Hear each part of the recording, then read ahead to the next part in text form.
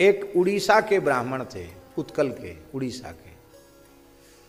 उनके मन में वैराग्य जगा, तो घर गृहस्थ का काम सब छुट्टी हो गई थी, बालक बालिकाओं का विवाह हो गया।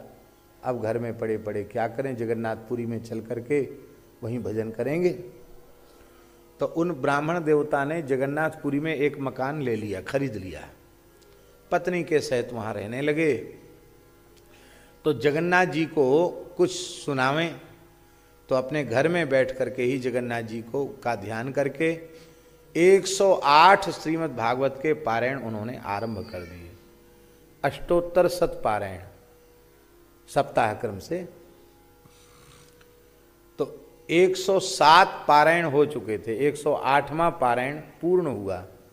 अब तक के सारे पारायण स्वामी जी निष्काम भाव से ही थे, तो ये 108वां पारायण भी निष्काम भाव से ही हो रहा था।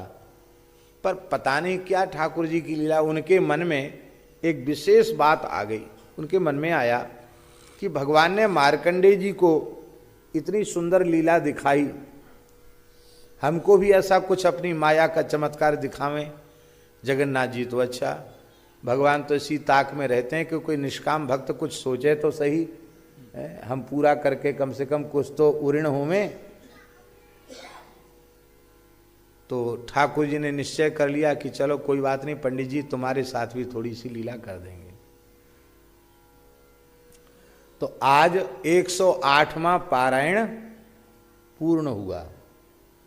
तो पंडित जी बोले ब्राह्मणी से कि देखो देवी, हम जा रहे हैं महोदधि सागर में, समुद्र में स्नान करने, मध्याह्न संध्या करके हम आवेंगे।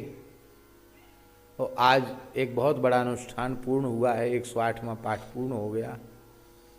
तो कुछ दिन से पेट कुछ ऐसे ही था, तो आज कुछ नहीं, थोड़ी सी खिचड़ी बना लेना, ठाकुर जी को खिचड़ी का भोग लगा के थोड़ा घी डाल के खिचड़ी खाएंगे तो थोड़ा पेट को थोड़ा विश्राम मिलेगा। हाँ ठीक है, तो खिचड़ी बनाओ तुम, ब्राह्मणी से कहा उन्होंने। और वे गए समुद्र में स्नान करने। सो जैसे ही गोता लगाया, वहाँ ज़्यादा देर खड़े नहीं रह सकते आप। हाँ, पूरी तो गए कि नहीं गए, उठा उठा के पटकता है समुद्र। हाँ, बड़ी जोर के थपेड़े आते। हम तो एक बार संध्योपासन करने के लिए खड़े हो गए, तो एक जगह ठाड़ी नहीं रह पाए, 2-4 जगह पटक और लग गई। तो हमने कहा भैया कमंडल में जल भर के बाहर निकल के संध्या करो, वही ठीक है, यहाँ भीतर खड़ा होना खतरे से खाली नहीं। तो पंडित जी ने गोता जैसे ही लगाया और जैसे ही बाहर निकले, तो क्या देखा उन्होंने कि हम काशी के दशाश्वमेध घाट पर खड़े हैं। योग माया की लीला शुरू, स्वामी जी काशी के दशाश्वमेध घाट पर खड़े हैं। उन्हें आश्चर्य हुआ, कहाँ हम स्वर्गद्वार जो है जगन्नाथपुरी का, वहाँ समुद्र में गोता लगाए थे, यहाँ खड़े हो गए। और ये कैसे आ गए, कैसे पहुँच गए, और ये कौन सा स्थान है? बोले ये कहाँ आ गए हैं हम, ये कौन सी जगह है? अरे कौन सी जगह है? ये है काशी। काशी, वाराणसी? बोले हाँ, ये दशाश्वमेध घाट है।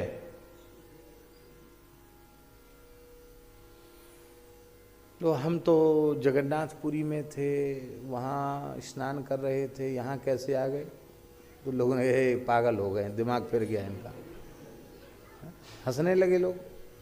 अब ये खड़े ऐसे विद्वान पंडित जी। तब तक एक ब्राह्मण देवता वहाँ आए, उन्होंने भी गंगा स्नान किया, मध्याह्न संध्या किया।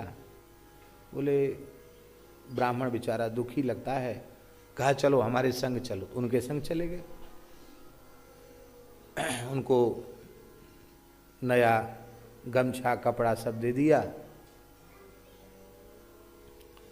और कहा कोई बात नहीं, आप प्रसाद पाओ। पंडित जी ने प्रसाद पाया।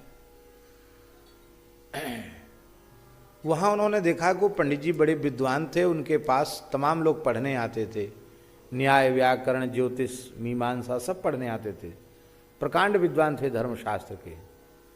तो ब्राह्मण की एक कमजोरी होती है, होए बढ़िया शुद्ध ब्राह्मण, शुद्ध का मतलब है संस्कार युक्त,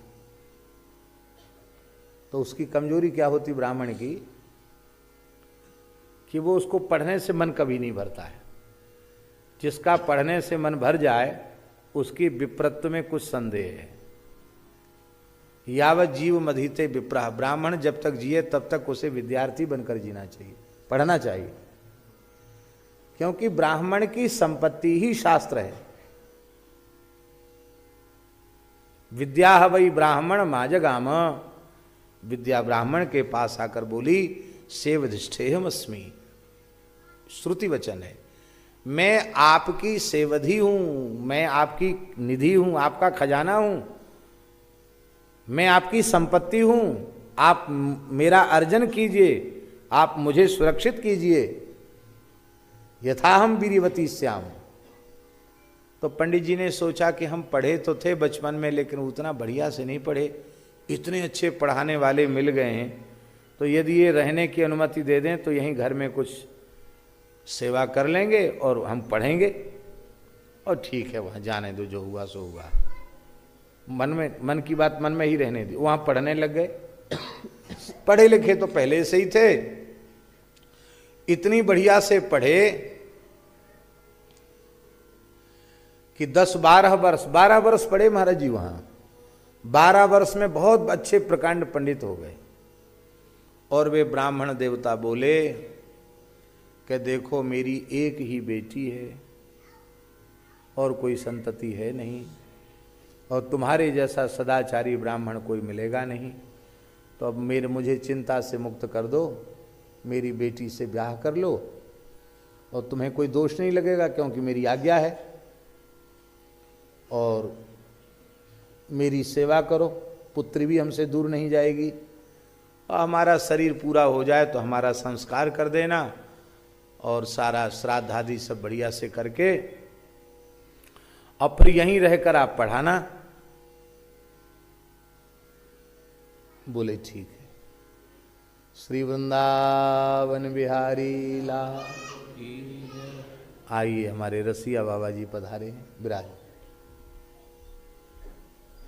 जय हो।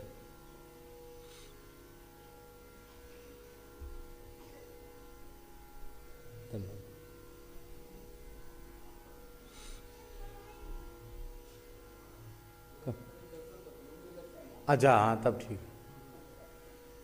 श्री वृंदावन बिहारी लाल की। तो 10-12 साल पढ़े महाराज जी वो, और पंडित जी पधार गए, उनका सब संस्कार भी हो गया, गुरुकुल में पढ़ाने भी लग गए। घर का ही नहीं, वहां नहीं, वहां ऊपर बैठो कुर्सी, घर का ही गुरुकुल था, तो पढ़ाने लग गए। अब मन में सोचते जरूर थे कि मेरी ब्राह्मणी थी, अब इस उम्र में भी विवाह हो गया, फिर भी शरीर तो ठीक ठाक है। वहाँ भी कई बच्चे हो गए, हाँ पुत्र पुत्रियाँ हो गई, वो भी सब संस्कार उनके हो गए। मन में सोचते थे कि हम किसी से कहेंगे तो लोग हमको पागल समझेंगे, तो मन में सोचते रहते थे, कहते किसी से नहीं थे। एक दिन उन्होंने देखा कि बेटा बेटी सबके ब्याह भी हो गए, पोता पोती भी हो गए हैं, और अब तो बुढ़ापा है, अब तो इन बच्चे ही पढ़ाएंगे, यही लोग करेंगे, आगे की परंपरा यही चलाएंगे। अपनी पत्नी से बोले कि देखो हम दशाश्वमेध जा रहे हैं और मध्याह्न संध्या करेंगे, वहीं स्नान करेंगे, मध्याह्न संध्या करके आवेंगे, और आज कुछ खाने का मन नहीं, खिचड़ी ही थोड़ी बना लेना। बोले ठीक है बना लेंगे। जैसे ही दशाश्वमेध में गोता लगाया, देखते हैं कि हम तो जगन्नाथपुरी के समुद्र में खड़े। अरे ये क्या हुआ, कहाँ आ गए हम? बोले जगन्नाथपुरी है। कहा हम तो काशी में दशाश्वमेध घाट में थे, गंगा जी में थे, समुद्र में कैसे आ गए? कहा पंडित जी दिमाग तो आपका ठीक है कि नहीं? अरे अभी अभी आप आए, आपका वो लोटा सोटा लंगोटा सब रखा है और एक डुबकी ही तो लगाई है, बाहर निकले, इतने जल्दी आप काशी कैसे चले गए? आपका दिमाग तो ठीक है ना, स्वस्थ है ना? उन्होंने सोच लियो साहब हमको सब पागल हो ठहरा रहे। तो ऐसी गीले कपड़े से कुछ विक्षिप्त से अपना लोटा लंगोटा सोटा सब ऐसी सूखा लेकर के चले। जय जगन्नाथ जय जगन्नाथ जय जगन्नाथ करते हुए घर आए तो ब्राह्मणी बोली कि खिचड़ी सिद्ध करने के लिए जो अदन धरा था पानी का, वो अभी गर्म नहीं हो पाया। पानी गर्म नहीं हो पाया और आज तो नहा के आए, कपड़ा में सब पानी चू रहा है, ये सूखा कपड़ा हाथ में लेके क्यों चले आए? आज संध्या करके नहीं आए क्या? अरे देवी संध्या की कह रही हो, वहां हम काशी चले गए थे, वहां हमारा विवाह हो गया, बच्चे हो गए, उनके ब्याह शादी हो गए और हम ऐसे स्नान करके, वहां भी एक ब्राह्मणी है, वो भी बुढ़िया हो गई है, हाँ उसको भी खिचड़ी बनाने की कह के आए हैं। बोलो वृंदावन बिहारी।